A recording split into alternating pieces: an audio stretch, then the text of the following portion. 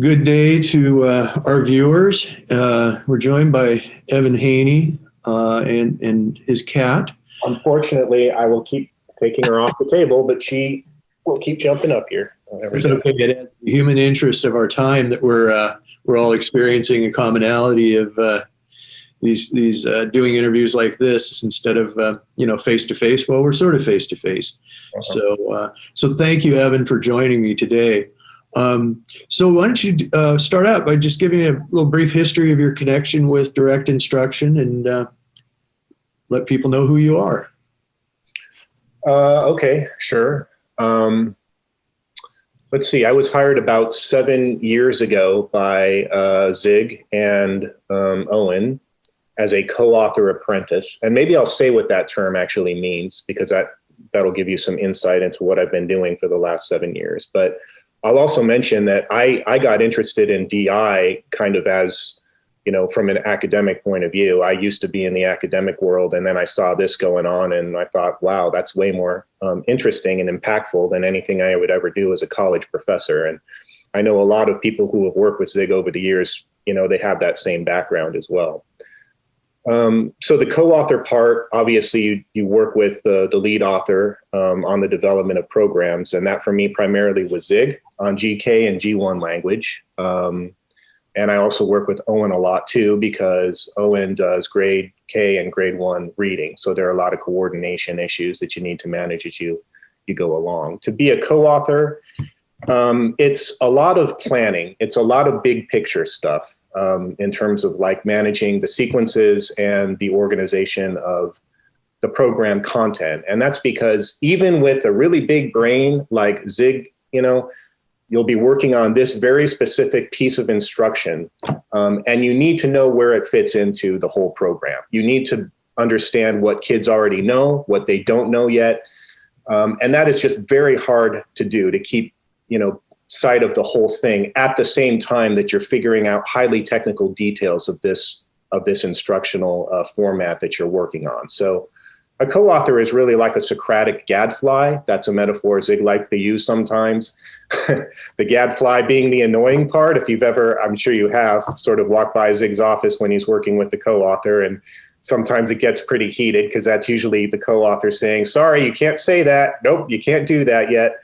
Or you say like, nope, you've only got about 5 or 6 lessons to get the kids to mastery on this, plus independent work. Then we got to take this and hook it up over here. So that's sort of the co-author piece in relation to the author. And then you do a lot of like directing traffic as well. I would be negligent if I didn't explain to people, like it's not just a couple of individuals behind a computer writing these programs. We have teams of people.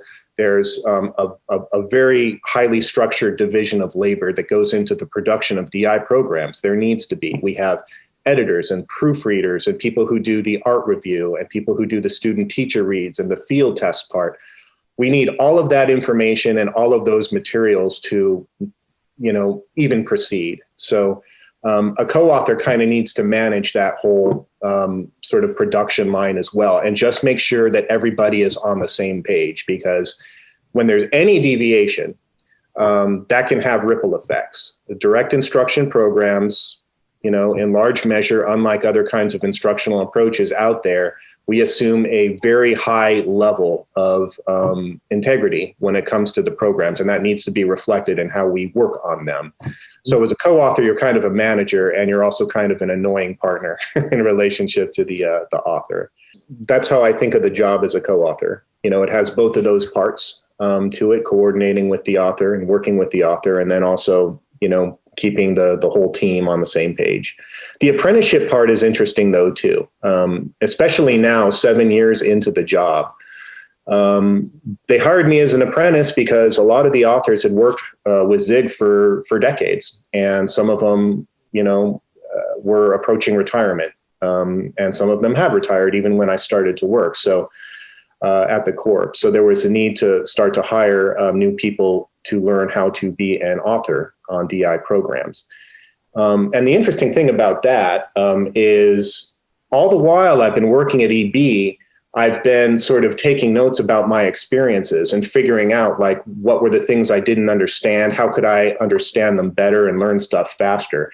The intention has always been to figure out how to train DI apprentices according to DI principles so that it would be much more efficient and effective. So in a way, I've kind of been a guinea pig going through this process, but I'm actually really excited about that because I get to work on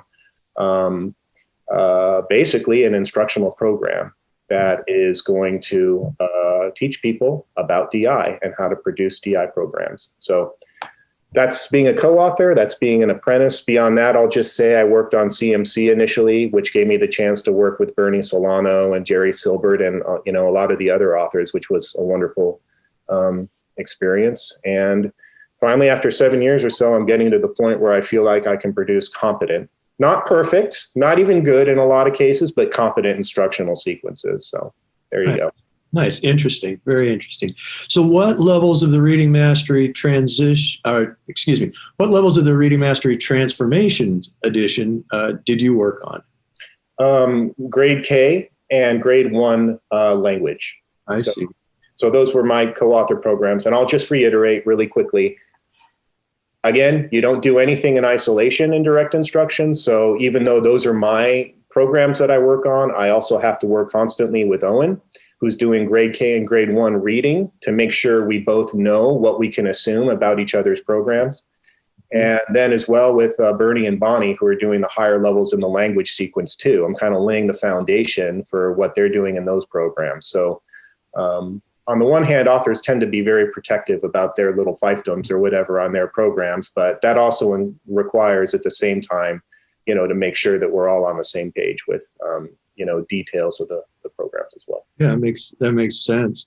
So describe the contents of this revision in relation to the earlier edition. Like what has changed? What might users notice the most?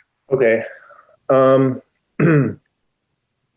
Well, I've been asked that question a lot of times, so I have kind of a set answer for it. So let me give that one first. And if you want more details, I can, talk more about it. The first thing is just structurally, probably the biggest change that I think people would notice is it's not exactly a track. Hello again, Kitty.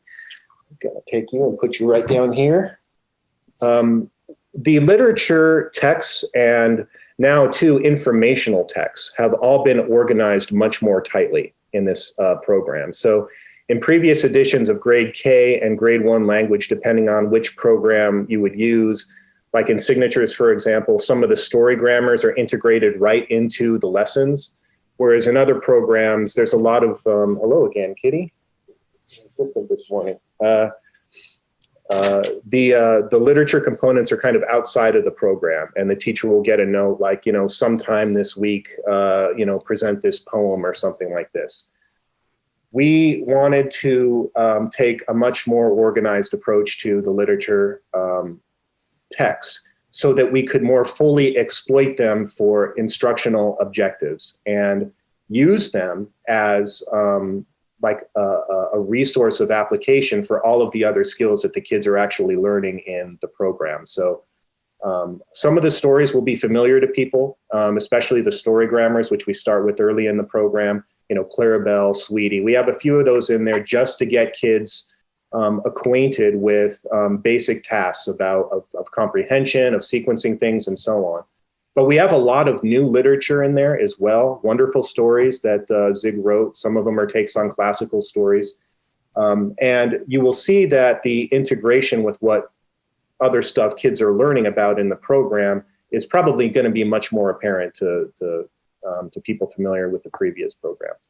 I mentioned informational text. Previously, there wasn't a lot of informational text in the programs at these levels, grade K and grade 1.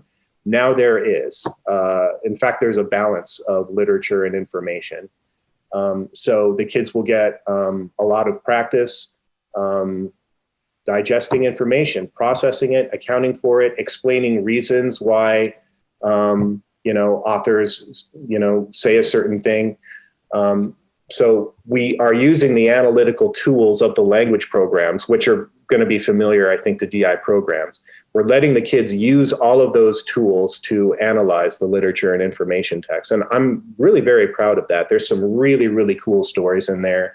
And, working with information, I think that's going to be a huge confidence booster as well for these kids to be able to talk about ideas and then express themselves as well. What do you think about this idea? What did you learn about butterflies today? Tell me, some examples of when you saw butterflies.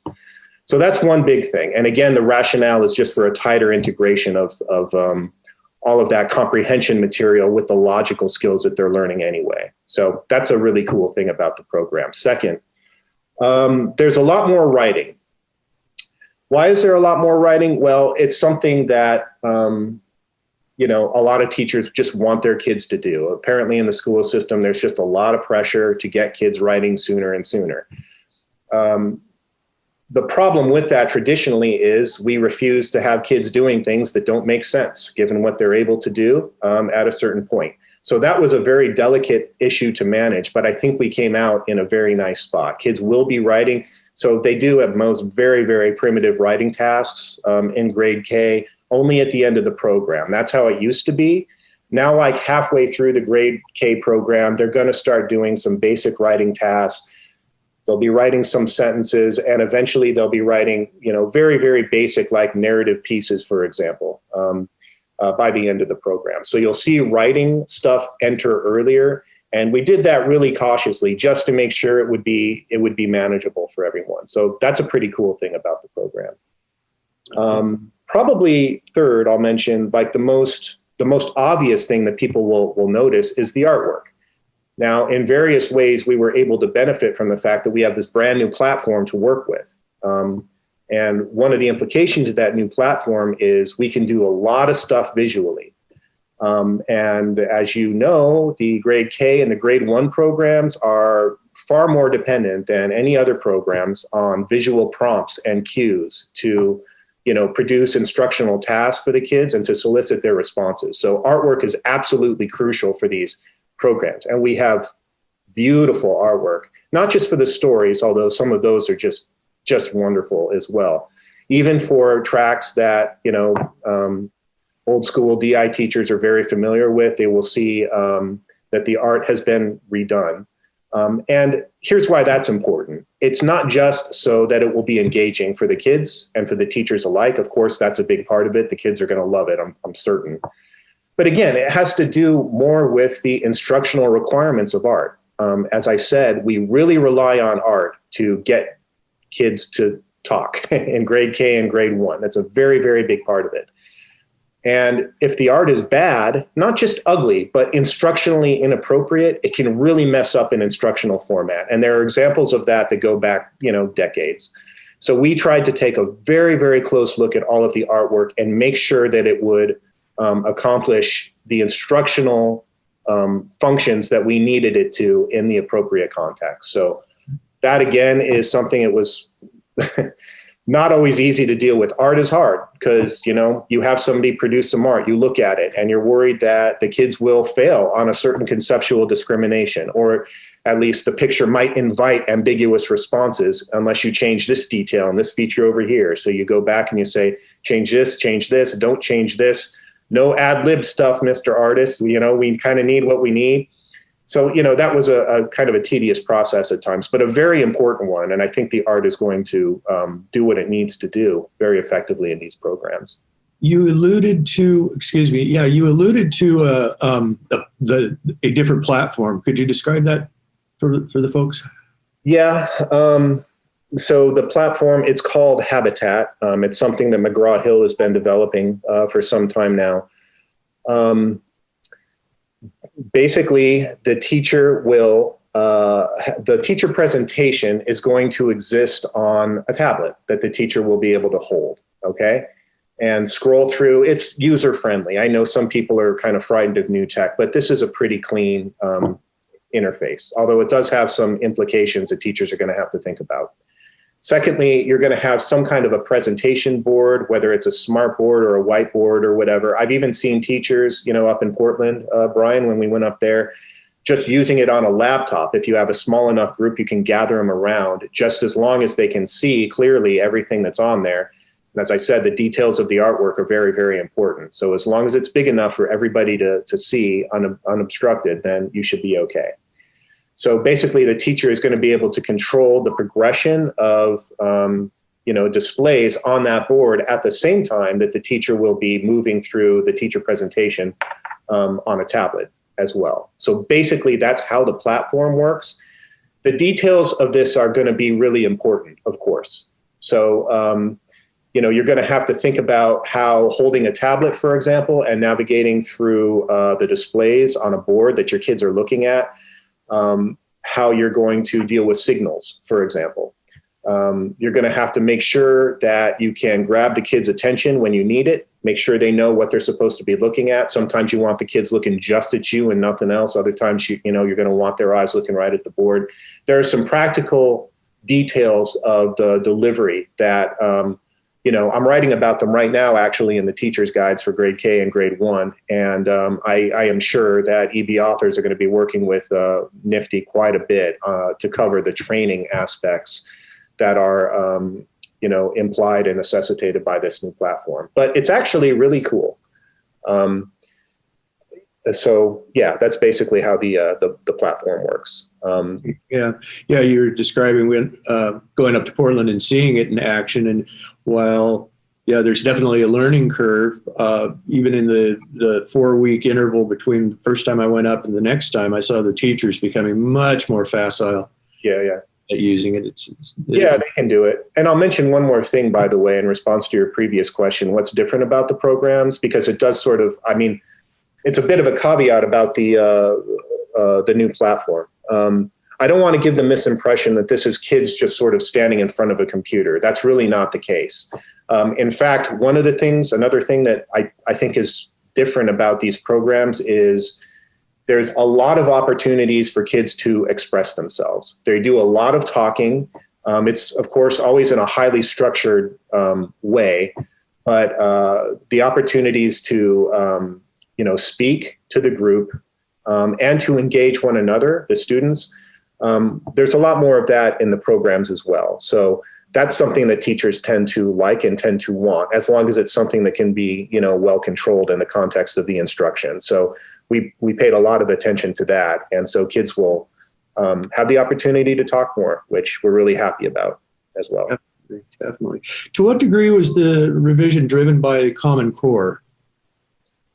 That's a difficult question to answer, because Common Core itself is in kind of an ambivalent state right now. Mm-hmm. The answer is we knew that we wanted to meet Common Core, so we did. But we wanted to meet it in a way that was, as we've been saying, our kind of mantra on this is to maintain the fidelity of the program. So you're not going to see things that we inserted into the program like red flags or, they're indicated, right, that they meet standards or whatever, but they should fit seamlessly into the program. So I wouldn't say that it was driven by Common Core at all. The goal is always to produce the best instructional program that we can.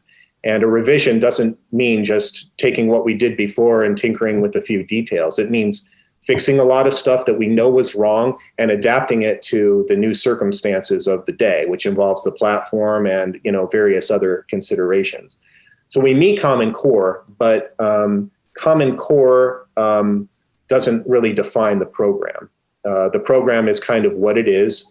And for people who are concerned about Common Core, you're covered. Don't even worry about it. But this is a solid program overall. It's not a Common Core program. I would not describe it that way. Okay, great. Thanks. I appreciate that. With the revision, is there anything that you wish you could have included but weren't able to? And I can't really think of anything with regard to content. I'm extremely happy with the content of the program. I think that, this is a first big step into a whole different way of presenting the program. So I think my answer there might focus on the platform itself. There are features that we wish we could have integrated, and perhaps we will, over time. We have a few videos in there, for example. videos are moving pictures, and you can do a lot of cool things with kids with moving pictures. But we couldn't handle, too much of them just because of the details of whatever, buffering or just other kinds of issues that we didn't want to get in the way of actually delivering it. But this is a very bold new step to exploiting the potential of technology. And I think we're going to make better and better use of that as we go forward.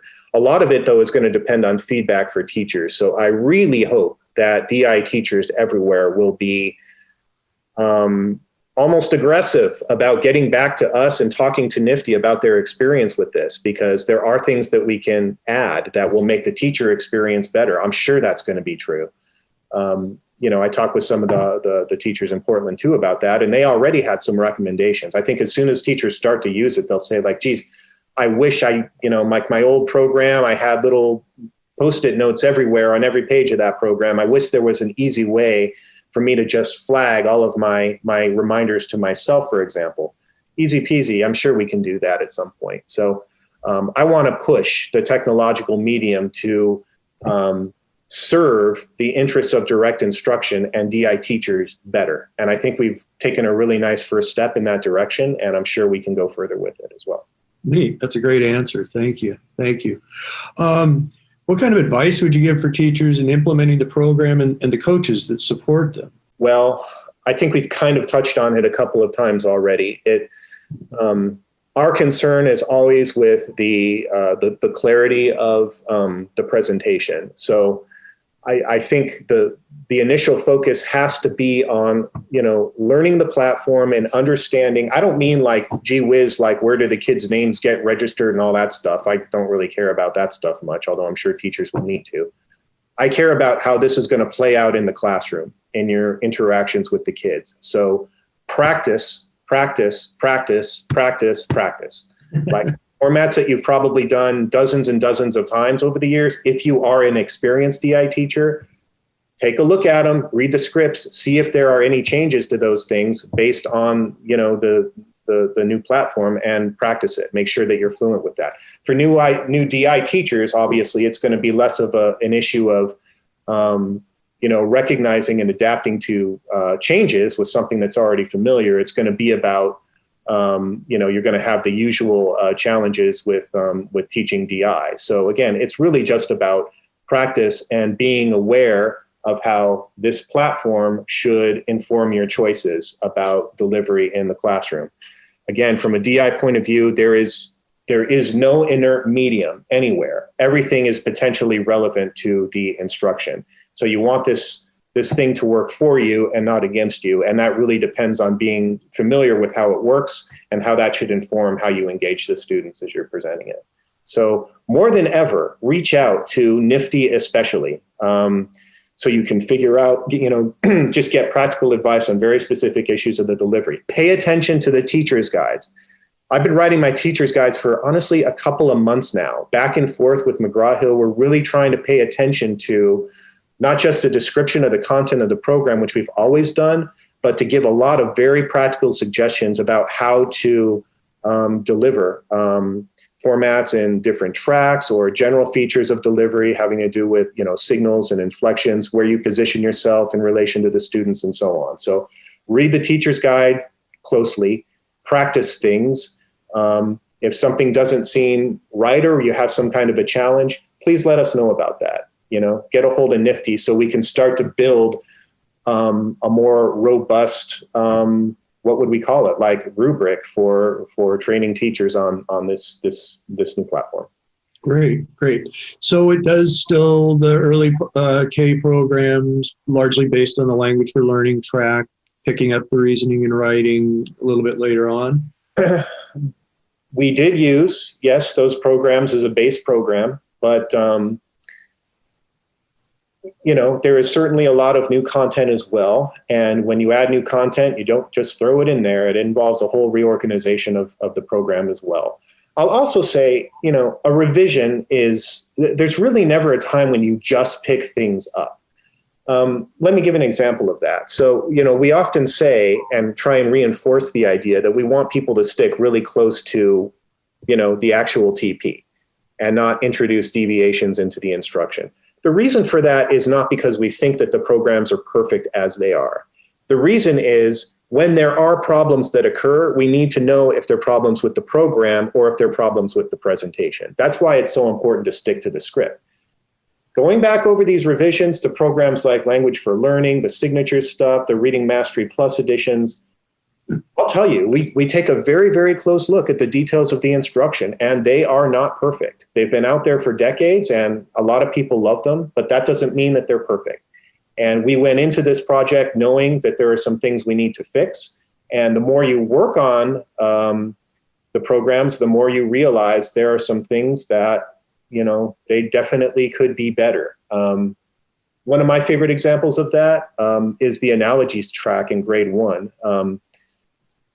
I mean, it certainly worked, and it was certainly better than anything else that was kind of out there at the time. But we did a pretty extensive revision of that track, and it's a very important track for the program. It's a very important reasoning skill for life, actually. A great deal of our reasoning is metaphorical or analogical in nature.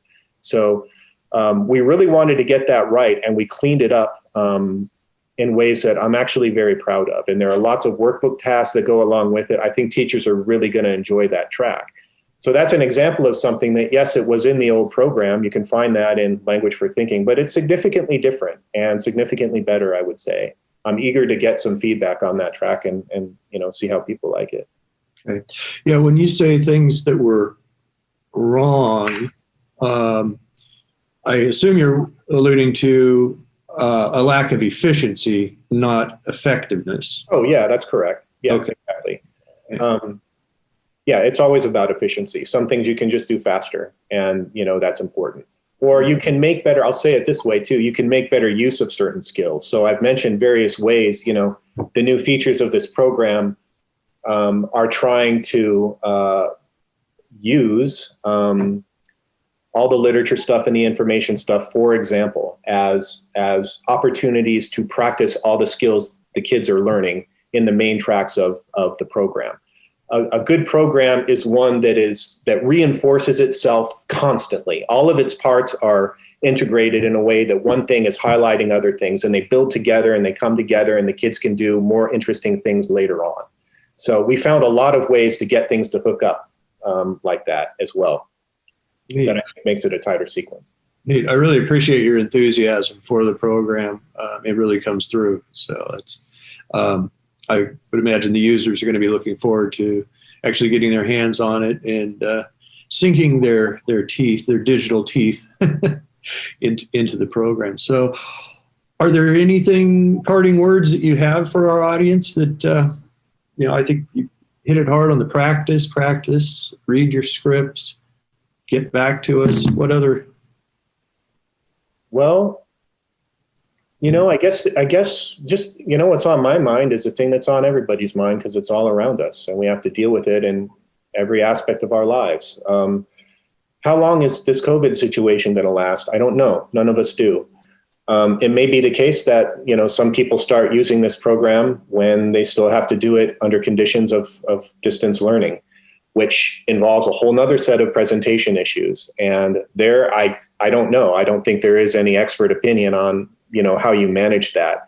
But all I can say is that I strongly encourage people to, yes, practice together. When they see problems, talk about those problems and get in touch with NIFTY or, even with the authors at EB. And let's figure out how to do that. We kind of need to adapt to this situation. And I know that's an extreme challenge for teachers. I mean, I've heard a million stories, Brian, as I'm sure you have, with teachers just trying to cope with this situation. So. Definitely. So do the best that we can, I guess, and figure it out as we go. Yeah. Okay, Evan. Well, I'd like to thank you very much for your time. It has been very engaging, and like I said, I appreciate your enthusiasm for the program, and I think it'll transfer out to the audience of this video sequence. So thanks an awful lot. Be healthy and go wash your hands. Exactly. Yes. Thank you. Thank you.